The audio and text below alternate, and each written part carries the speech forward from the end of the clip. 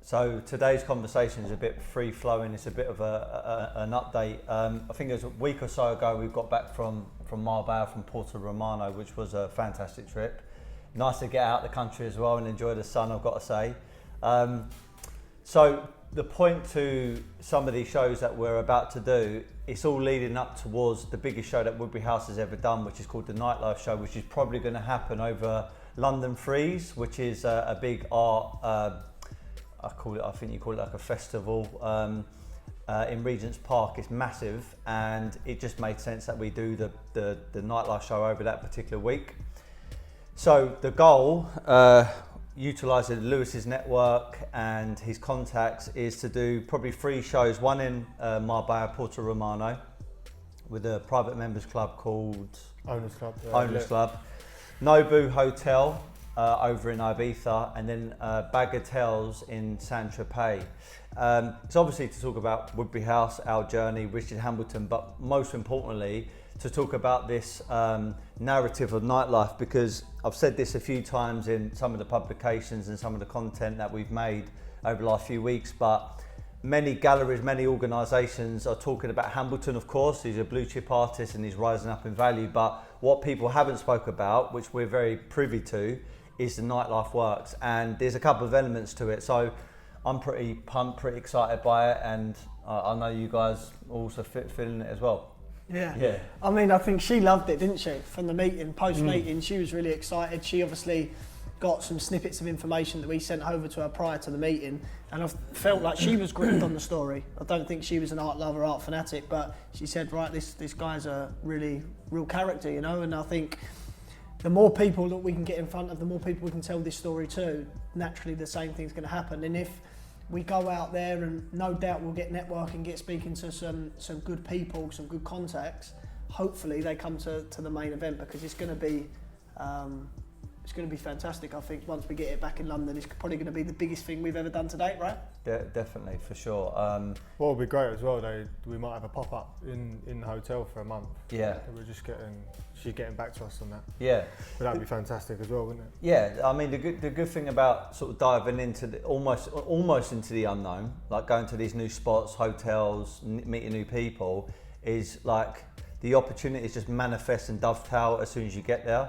Because we never knew about, you know, maybe getting this almost permanent pop-up over the summer, yeah, which is fantastic, and the people that we're meeting is great. And just going off of what Joe said, one of my personal things that I love about certainly this market, the art market in Hambleton, is going to a new place, speaking to new people, and like having some like new clients that knew nothing about Hambleton, knew nothing about street art, and then suddenly becoming your best ever clients. And they really get into it and they become very, very passionate. And do you know what? Sometimes I've had clients call me up and tell me stuff about Hambleton that I didn't even know, because they've researched it so much.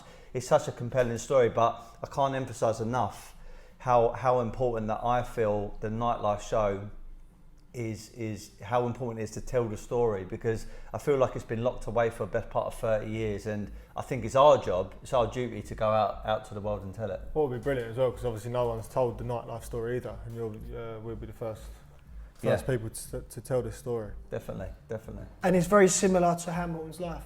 So done these works, disappeared, so he turned into a recluse. A bit like these works, where have they been? No one's seen them, they've been locked away. We're bringing them back to life. So I think we tell that story. It's going to be wicked. I mean, what a shame it was put back, obviously due to COVID-19, but if anything, we've probably turned that into a benefit, because we've now built these relationships, Marbella, Ibiza, Saint-Tropez, and we can build that hype. Not that it needs building, but I mean, the more momentum, the more enthusiasm we can roll into it, I think it'll be a really big spectacle, like I say, and yeah, really looking forward to it. Yeah, and I think the other really cool element to it is actually bringing Frank Pelayla more involved with the show, because I mean, the spotlight is always going to be around Richard Hambleton originals. Obviously that everyone's going to be there to see 22 works that have disappeared for the best part of 30 years. Will you take Frank out to Nobu, Marbella for the previews, or? I don't think so. Only because he's elderly and he's lives in New York. I mean, we'll float the question to him definitely, but I think the real cool thing is bringing his photography around. It's his own photography of Hambleton's work, so it's not Hambleton limited editions. But I think it's cool because, you know what, not everyone at first wants to invest 10, 20, 30, 40, 50, 100,000 pound into his work, but they can have a bit of a slice of his work by buying a photography from Frank Pelayla at 300, 400, 500 pounds. And it's a nice place to start your collectible kind of portfolio, and then expand on that once you build confidence and you begin to love the market. Yeah. Definitely, yeah. It's nice being able to cater for everybody. You don't want to exclude people. That's one of the reasons you think you got involved in the art world, is you wanted it to be more accessible for people, and that's what we're trying to do with that. And on the Frank Pelayla comment there, would you take them to Marbella? In my opinion, I probably wouldn't, because you just want to be giving them a snippet of what that big show in London's about, and that is one of the main reasons that someone might travel from Marbella, from the south of France, from Ibiza to London to see Frank, because I'm intrigued to see a different perspective. So we've heard the story obviously from the Shadow Man, various people that knew him, but have we heard the story from Richard Hamilton's friend, someone who's so close to him, taking photography? And I think that insight will be very, very interesting for us, but everyone who's in attendance. I think that's going to be really gripping, because it's a different sentiment on the story of Richard Hamilton's life. Yeah, I mean, once the Q&A happens with him on the night, I think there's going to be a couple of days where he's definitely going to be open to doing a podcast, bit of content, also Q&A. There's going to be some really, really fascinating stories. There's going to be some pretty gruesome ones as well, because I know the culture back in the 70s and 80s, certainly street artists, they're quite rough and ready. Yeah. There's everything from violence, gangs, drugs, abuse, and as gory and as sort of sad as this may sound, it factors into their work. If anyone's ever watched The Radiant Child which is about Jean-Michel Basquiat, they openly say in that when he was trying to come off heroin, some of his more preferred work is when he was deep on that drug, and when he was trying to come off of it, the pieces are still great, but they're nowhere near as gripping or have as much feeling or as much pain in that work. And I think Hambleton is quite the same. Unfortunately, we're not here to talk to Hambleton about that, but his friend can obviously regurgitate, so to speak, some of those stories, and I'm pretty sure the audience is going to have they're going to be hours and hours of conversation, and also questions being fired. So yeah, if we can just start the juices flowing from Marbella to Ibiza to Saint-Tropez, I think it's going to be fantastic, and it's going to take us all the way to that point where we do this massive show in October. It's going to be brilliant. Yeah, I can't wait. I can't wait. I think it's going to be amazing. Yeah. Build up the hype, and hopefully if it all goes to plan in October, you thinking, boys? Yeah, definitely. Like start or middle of October. And do you know what? Even though we've never put this kind of business plan together, we are as a brand sort of known or being known for these Richard Hambleton sort of experts or dealers.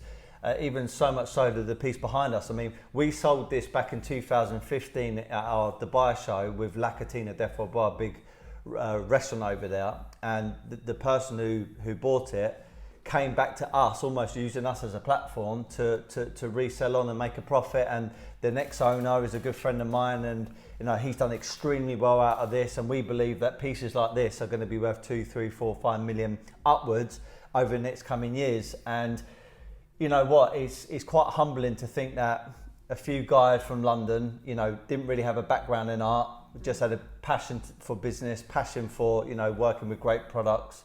And, now people are seeing us as the kind of go-to people. And I think this is why the Nobu Hotel, Bagatelle, Porto Romano and a wealth of other organisations are looking at us and thinking, you know what, these guys know their stuff when it comes down to Hambleton. And it's quite a nice, fulfilling thing to basically have. Yeah, I mean, this is brilliant. I mean, when it came here today, I wasn't sure it was going to fit in at one point. I'm not sure how you got that in. 4 guys, didn't they? I think they were sizing it up, sort of measuring it, and it got in. But yeah, I mean, can't wait to get it on the wall. So it's obviously fixated up. But yeah, what a piece. Yeah, I mean, we've had the Richard Hamilton archive copyright contact us a few times about, you know, about this particular piece, whether they want to purchase it or whatever else. It's not for sale, but, you know, it's such a nice feeling that, you know, some of the main people driving the Hamilton market, they've recognised this one of the masterpieces from, you know, the late artist, and yeah, it's great to have it in our possession, and we're getting more of them, and yeah, I think these are the ones, if you have a long-term view, going to do extremely well for the back end of it. Mark my words. Yeah, I agree. Have you seen anything else that big? I haven't.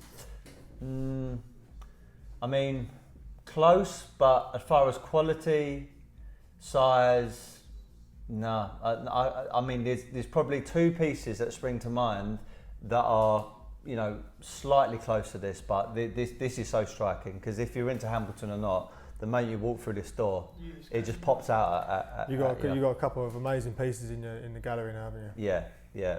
It would be nice once we get everything up on the wall, we could do like almost a bit of a networking champagne night with your network, 100%, and talk to people, you know, whether they want to invest or collect, or just for a night out, just have a nice little, and admire the works, you know. Yeah, it'd be nice, really good.